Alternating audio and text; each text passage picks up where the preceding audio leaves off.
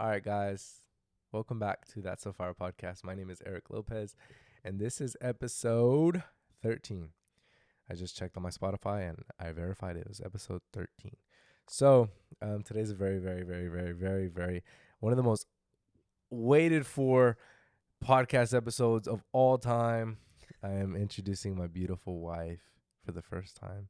I've talked about her to maybe the dating stage, and I've talked about her in the engagement stage. But now she's finally here in the flesh. So hello, Janet Leandra Lopez, Parks Lopez. Yes, we said we would not be filming a podcast together unless we were married. Oh yeah. And we're married now. Oh yeah. So yeah, we've been very blessed. We're actually in our new apartment that we've got in October, and we've been very blessed. We have so much to be thankful for, and we'll be talking more about that just throughout this episode.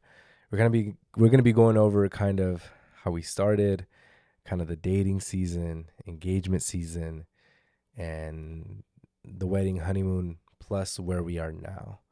And so yeah, that's where we're gonna get started. So the first kind of category we want to talk about is decision making before we started dating. Right off the bat, I knew Janet was a woman of God that needed to be pursued, not in ways I've pursued anything ever before. It needed proper decision making, wisdom, wise counsel. And so, yeah, we're going to be talking a little bit about both of the things we had to do before we started dating each other. Where should we start? Maybe. Well, you should start with what led you to make the decision to tell me. Okay. And then I'll talk about my part after. Okay. So at first, since there was a little bit of an age difference, there was a little bit of hesitation on my part. And that kind of led me to point to more wisdom than I would have if there wasn't an age difference at all. And the wise counsel that I sought was someone that had discipled me from the beginning of when I got saved.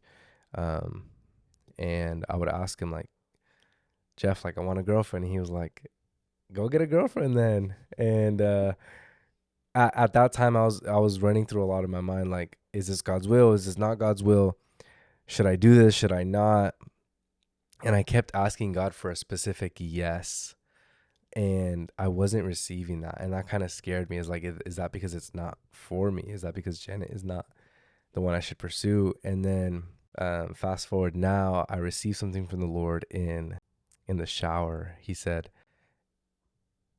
because I was like thinking like pursuing Janet was either obedience or not obedience. And I was scared I was disobeying God by pursuing her. And God spoke to me in the shower. He said it wasn't disobedience or obedience. It was faith. And faith is very uncomfortable. And that's exactly what I went through when I was pursuing you. You know, so the discipline I had to go into was wise counsel and, yeah, eventually telling you. So. And prayer, and right? Yeah, you prayer. Prayed. Yeah, so I prayed about it for like 2 months before I told her, within the wise counsel, within getting advice from people, all that. And then 2 months later, after all of it, I didn't receive a specific yes, but it was in faith that I went to pursue you. And yeah, your turn. Okay, so when he told me, I had no clue that it was coming, or I had no idea what he was going to say. And it shocked me and it surprised me. And I did not have an answer for him. I didn't really tell him anything. I said, well, there's an age difference. So I said that I was old, and I didn't really say much. And then I didn't tell anybody that he said anything for a week, because I just didn't even think, super seriously about it. But we had planned a Bible study, or we were planning a Bible study. He was going to lead a Bible study at young adults. And so we met at Starbucks and we planned the Bible study. And it was just really strange how that whole night went. We ran into people we knew, and they had like good like we both ran into someone older in the faith that we knew, and we had good conversations with both of them. And then it kind of just made me wonder, like, like what if this, like, I know it's crazy, like he's way younger than me. It just made me wonder. And so that night I decided to tell my sister and my mom just to see what they would say. And I thought that they would be like, you know, he's young or whatever. And my mom said, well, I really like Eric. And age is not, the most important thing to make a decision on. And she said, go on a date, like out of Tracy, like far away, just get to know him. And you're not agreeing to anything, just go on a date and see. And then I told Chrissy, shout out Chrissy if you're listening.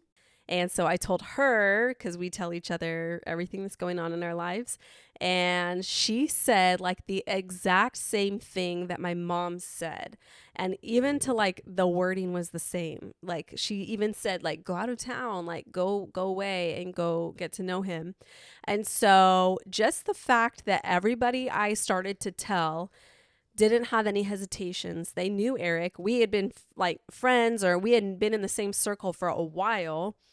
It kind of gave me freedom to be curious and then to get to know Eric and to see. And so that's how it was on my end. For decision making, it was talking to a lot of people, especially with the age difference, which I think was a blessing in disguise because we invited a lot of wisdom and people into it that might not have been there if we were the same age. And yeah, telling people, getting to know each other cautiously. Yeah. Yeah. And we got into reading like devotional, almost like no more. What would you consider those books?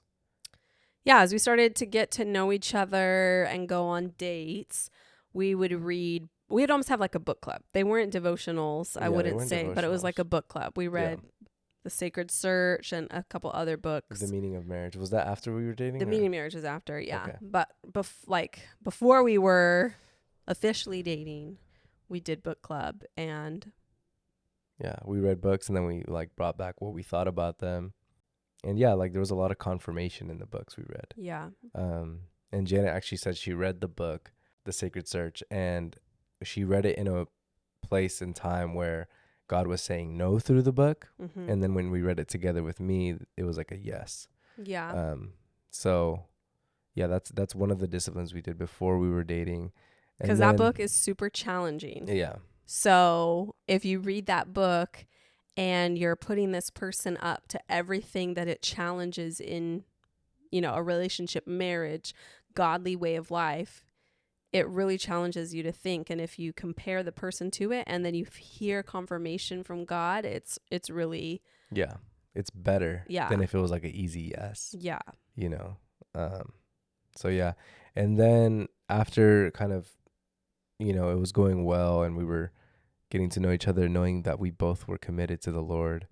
I asked her before if she was ready to take the next step. I didn't just ask her right away, or just ask her without like communicating about it first. And she said yes. And then last year on December 30th, I asked her to be my girlfriend. And she said yes. But what she said was, I only know how to follow Jesus. That's all she said to me. I said, I don't know how to do this because I only know how to follow Jesus. Yeah. Context for. And that was the best thing you could have said, because that's really all you need. Like, that's the best thing, So let's go into kind of like the engagement season. Wait, can we back up really quick?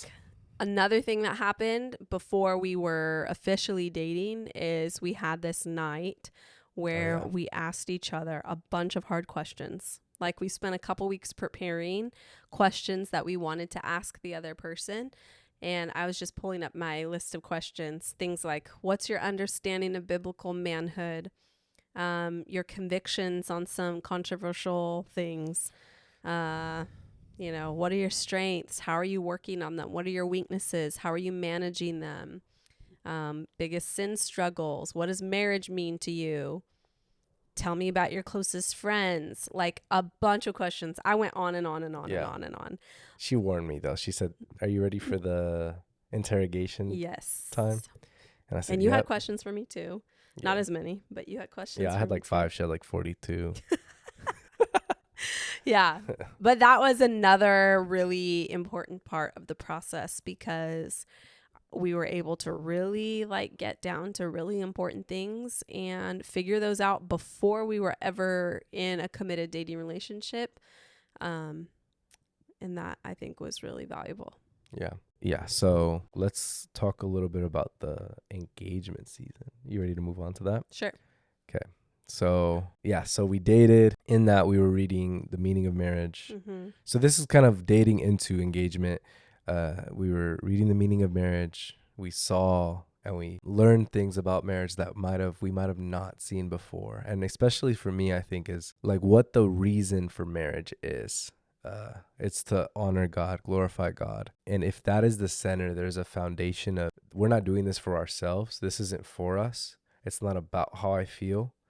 And if I feel that way and she feels that, and she knows that, and I know that, then there's this foundation of trust. And there's a foundation of we only have 60 more years to go on this earth, if that. So we're going to live for God. And in that is repentance, forgiveness, love, kindness. And if we both have that, we can both trust each other.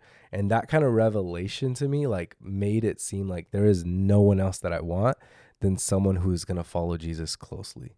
Yeah. Because that's the foundation of what every marriage needs. It's like, it's not for you. It's not about how you feel. Because if one day she wakes up, she doesn't feel like she loves me anymore, like that's not what holds us together. Not her feelings of how she feels, how I feel. And somewhere in the book of The Meaning of Marriage, like it mentioned that, or I don't know if it was a Sacred Search, but I knew that. And I was like, I want to be married to this woman. And there's no going back in my mind. Like I already knew, I made my mind up. And, do you want to say anything before I mention? Well, I want to say that we started dating. You asked me to be your girlfriend at the Upper Room Conference, and we were in the middle of worship and prayer and just pretty much church for 4 days straight. Yeah. Time in God's presence for 4 days straight. And so we were able to walk into our relationship from that moment, like knowing that we would be convicted if it was not from God. Mm-hmm. Like, because we were under the conviction of God on so many things because we were in his presence for like 4 days straight. Mm-hmm. And so that was like a wonderful way to start our relationship. And then from there, we started doing like prayer rooms together and Bible studies together and things like that as we started dating. So January through June until we got engaged, we were doing these things. And one of the books talks about how you want someone who loves the presence of God. You want someone who's going to God in prayer, because when they're talking to God, they're going to get everything that they need to know from God. They're going to get conviction in areas where they're wrong. They're going to get encouragement. They're going to get everything that they need. And so you want someone who loves God's presence and who loves to pray, because you can't change a person. God can change a person. That's good. And so that's how we officially started dating, was at Upper Room. Mm-hmm. And then we did a lot of things like that, Bible studies, books, prayer rooms. Yeah. As we were dating. The message that was preached when I asked her to be my girlfriend was about mature love. Like it was saying like, you're waiting for God to tell you something, a specific yes, so you can blame him if it goes wrong. He's like, you need to make the decision in faith and go with it, with God. Mm-hmm. And I was like, oh, I've been like waiting for God's yes, because like if it goes wrong, like he's able to be, what is it called? He's the one held accountable instead of you. Or, he's the one to blame if it goes wrong, whatever. Yeah. So that's why I asked you to be my girlfriend. And you planned to do it in front of a nice sparkly Christmas tree. Yeah. But where you actually ended up doing it was on the other side of the Christmas tree. And afterwards. Wait, can I talk? Yeah. Okay. So I was going to ask her out by this big Christmas tree, because the first time we got to Texas, she was like, oh my gosh, that's such a big tree. And I was like, okay, I'm going to ask her out there. And then I was a wimp. So I walked past the tree. We go around the block, and then we come back towards the other side of the tree, and I did it in the middle, the center of that tree. And I remember all the way to the left of me from where I asked her out. It was her right, my left. The tree was to my right, and a nativity scene was to my left. Dead center. Like a big nativity scene. Yeah, a big nativity scene in Fort Worth, Texas. And it just said like, this is for Jesus. Mm-hmm. Like that's what I like felt. Yeah. It's like whatever you plan to do, whatever you think to do, it's gonna point back to Jesus. Yeah, and we've had a lot of other moments like that throughout the dating. Yeah, I'll actually use one to transition. when I proposed to you, he kind of encouraged me to propose to you. And it was when you were in Europe and I was still over here. And he gave me the idea to go over there and surprise you and propose. And I was like, that's crazy. Um, but anyways, after I got confirmation, I was over there and I was trying to recreate a magical moment like that one, like, and magical, not like magic, like, but like a crazy, amazing, worthy of praise moment. And I was like trying to see it. I was like, okay, I'm gonna ask her out on this cross. This like it's in the middle of a cross in the garden. It's gonna be right in the dead center of the cross. That's like my understanding. And then God's over here looking at us, and I propose, and I'm proposing in Sweden, and Sweden is the most atheistic country in the world. And what God speaks to me is like purpose. Mm-hmm. What God speaks to me is like impact, Mm-hmm. right? Mm-hmm. And I was like, all while I'm trying to do all these little things, and God's just up there like smiling, like it's bigger Yeah. than the cross there. It's the most atheistic country in the world. Does that make sense? Yeah. Like, is that crazy? Mm-hmm. So yeah, engagement season. This is, I mean, we had the dates Well, set. one more moment before we get to the engagement season is it's another moment like that where it's like God points everything back to him. And you mentioned this in your vows if the listeners were at the wedding. But when we talked about, when we had a hard conversation about you and your past, it wasn't intentionally done this way, but it just so happened that it was Good Friday. Yeah. And that was crazy. And we Yeah. realized that after. And it's like, oh, it's pointing, like it points Yeah. back to Jesus, the gospel. Yeah. So that's just one more. But back to engagement. Yeah. So yeah, the engagement season, as soon as we proposed, when we got back, we were already thinking of when the date was going to be. Mm-hmm. So that's good to mention that, like, it was pretty fast. We knew, okay, let's choose for December, maybe January. But then we ended up on November. And then the engagement season, and you read these, you see these reels of like, enjoy the engagement season and all that. And I feel like we did. Mm-hmm. But there was a lot of planning that went into it. It was quick. It was fast. quick, which is what I would recommend. It's worth it. There's less thinking about it, less overthinking. Yeah. You just get straight into it. Yeah. Less dwelling on it. There's like, it needs to be great and fabulous and amazing, when really like it's pointing to Christ. Yeah. And the meaning of marriage is so much more important than the party of marriage, the party of the wedding. Is there anything you want to highlight from the engagement season that sticks out to you? In premarital counseling, we did that pretty early on. Once we got engaged, we started. That was our first step, was to figure out premarital counseling. And we were encouraged to pray every single night. Oh, yeah. And so that really built our prayer life, because we did not, I don't think we missed a night. If we did, it was like maybe once. Yeah. But every single night we prayed together, in person or on the phone, most of the time in person. Yeah. So that built our prayer life. Ability to pray together. And then planning the wedding. There's a lot to do. There's a lot of stuff that you have to get done. And remembering that a wedding should point to the wedding of the bride of Christ and The Jesus. church. Oh, yeah. You know, the church of Jesus. A wedding celebration should point to that. Is the approach that we had to remind ourselves of, and that we wanted to take, and we wanted everything of our wedding day to point to that. Yeah. And I think we were so blessed to have that happen. Yeah. And I also think we had to walk a lot in faith because it was so short. Like in our nightly prayers, we'd be like, God, we need this. We need a photographer. God, we need a florist. Like, God, we need this. Yeah. And he would provide, and we had to walk a lot in faith. And just a practical thing for brides or people wanting to get married, like, don't fall for the wedding industry lies, like, that make it a huge business. Just think about it like a celebration of love and just a party of God's goodness. We had lots of people from our church do all these different jobs, music, sound, everything we needed, God provided, which was so crazy because we had faith and he provided everything that we needed for the wedding. Yeah. The venue we wanted, like just everything he provided. And it was stressful at times, but it was so good because God helped us through all of it. Yeah, he's in the details for sure. We saw that a lot. Prayer is crazy. Yeah, the first venue we wanted, we got. The first reception venue we got. And yeah, we saw so much blessing in there. And just having our family's blessing, Yeah, which was obviously big. he asked, you know. Yeah, I asked for her parents' blessing for dating and for engagement. Mm-hmm. Well, to marry her, and yeah, that went smoothly, and yeah. Like both of our parents were all for it. Mm-hmm.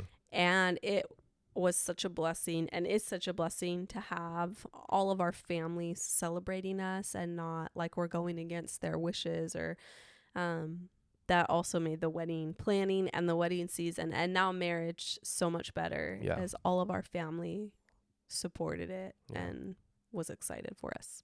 Yeah. You wanted to talk a lot about, not a lot, but you wanted to mention the wedding and the honeymoon. Yeah, just because it's a testimony of God's goodness and his faithfulness. It was a short engagement. And all along, throughout dating and engagement, we were way more focused on marriage, not just the wedding. Yeah. So I think that's important to say because some people can really go overboard On the wedding. on the wedding planning. And they spend a lot of money and a lot of time on a single day.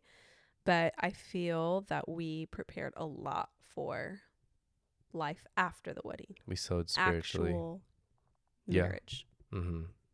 Yeah. Yeah. And then our honeymoon was such a blessing as well. Yeah. And it was cool because with all of this prayer for the wedding and him blessing us and him being the provider, we booked the honeymoon and we didn't think about it. We went through Costco travel. I 10 out of 10, 11 out of 10 recommend it. Yes. Because we got done with all the wedding planning and then we had the wedding day. We left for the honeymoon and it was so blessed. It was so perfect. Like it was smooth. They picked us up from the airport in a like a company vehicle. They took us to the hotel. When we were done with that hotel, they picked us up from that hotel to the next ferry, to the ferry, to the hotel. We went from to the Bora Bora, hotel. by the way. Yeah. From the hotel to the other airport. And it was just so blessed. Like everything was smooth. We were able to enjoy it after such it felt like a long time, but like the planning season, which was stressful, you know, it was so many different emotions, emotional. So it was just such a blessed experience. And we give God so much and all the glory for it. There's no one else to thank. It was just such a blessed experience. Yeah. Anything else from there? No. Yeah. Now we're married. Yeah. So now we're married. And yeah. We have a little apartment. We have a little baby apartment. It's one room. Oh man, I'm talking One like bedroom. a baby. I don't talk like this for real. Voice goes deeper. Yeah. Yeah, so yeah, we're very blessed now. We have an apartment, like I mentioned in the beginning. And I think what I really want to talk about in the end to end this off is like what we're doing now and how we're sowing spiritually. Anything you could think of, and I'll think of. So we went back to Upper Room, this time married. Oh yeah. A year ago, we just started dating and we went back. And now we're working on developing rhythms and routines for our life that prioritizes his presence and what he wants. Healthy habits, practical healthy habits, managing a house and just everything, you know, now that we're married together, changing everything to being now it's us together. So we're working on all of that. And I think going back to Upper Room, just a reminder of the foundation of the gospel and his presence and what that means. And that's what we're working on right now, is continuing to just lay a foundation for a healthy life where we can worship God in everything we do, going to the gym or, you know, having dinner together, cooking or whatever it might be. And also, now it's about what we can do for the kingdom together. Yeah. Because singleness is a status that God blesses in the word. And marriage is a status that God blesses in the word. Dating is not something that's talked about really in the Bible, but marriage is something that God blesses. So now we're married and now God can use our union for his glory. And so encouraging each other in our different ministries and gifts and talents, but now it's like, what can we do together? And encouraging, building relationships with our families, with our friends, now that we're married. Yeah. So that's what we're working on right now. Yeah. I think the things that we're looking at and seeing is how our differences can be so great together. Mm. And I'm Hmm. so like I've told Janet this before and I'm talking to you now. But like there's so many things that you have blessed me with, like just in our differences. You know, like um we're gonna talk about this in a whole nother podcast, but like she's a faithful finisher and I'm like the dreamer in ideas and for the kingdom of God. I like to dream for that, and Hmm. she's a faithful finisher. She's kind of teaching me how to be a finisher, not just a dreamer who starts up 10 million ideas, um, but a finisher. And we're seeing that, and we're learning how to love each other more through God's love. Yeah. Um, and yeah, like we're sowing into um, spiritual things. What can we do to bear more fruit? How can we enter into prayer together? Um, just putting on worship music we did yesterday for the first time, and we just read our Bibles here in the living room, and just things like that. That's what I kind of think what we both want. Like she mentioned, habits, routines. How can we honor God with our habits, our routines, our lives? Um, and it's exciting to be able to dream and be with someone that has the same goal as you, which is to honor God. And um, yeah, it's more worth it than anything to follow God in your relationship, Yeah. you know. And that's what we've been telling the young adults that we now both ministered to. Um, yeah, find someone who loves the Lord, and don't make this decision lightly, because what you can do for the Lord together is going to be greater than what you can do by yourself, if it's For God's God. will, like Yeah. if it's the person that God wants. Yeah.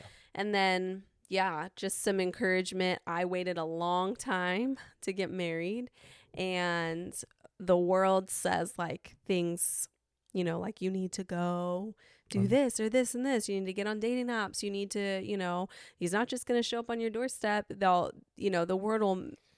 world will make it very full of pressure and fear. And I can say that God can do, I never felt a peace about, striving or going out and doing a bunch of things to find someone to marry, because it's bigger than that. It's about Him. And God can do the impossible, and God can do whatever He wants. And so, yeah, I would say just have faith and believe that God can do what He says He can do and will do. yeah. Um, anything else? No, I love I you. love you. I mean, I love you too. Love you too, babe. I'm uh, just kidding. we've No. been so blessed, and yeah, God has blessed me with Eric. Eric is a huge blessing to me. He's an answered prayer, and this is my first time on the podcast, because now that we're married, and yeah, I'm excited to see what God has for us. Yeah. Okay. Thank you. Mm-hmm. Love you. I love you. Yeah, thank you guys for listening. I do want to have like more episodes with Janet as well. There's so many things that we could talk about, like our differences and Mm-hmm. kind of being a faithful finisher, a dreamer, how that works together, how your differences in your marriage or your relationships could be a good thing. I want to get more into stuff like that as well. So yeah, keep listening in. Next episode, we're gonna be having a upper room debrief. We're gonna talk about um, kind of just debriefing the conference we just went to in Texas for 4 days, which is the Upper Room Conference. And it was talking a lot about dying to self, prayer, and like why that's so important. So, hope you guys are tuning in, and thank you guys so much for listening. I'll see you guys next time. Bye. Peace.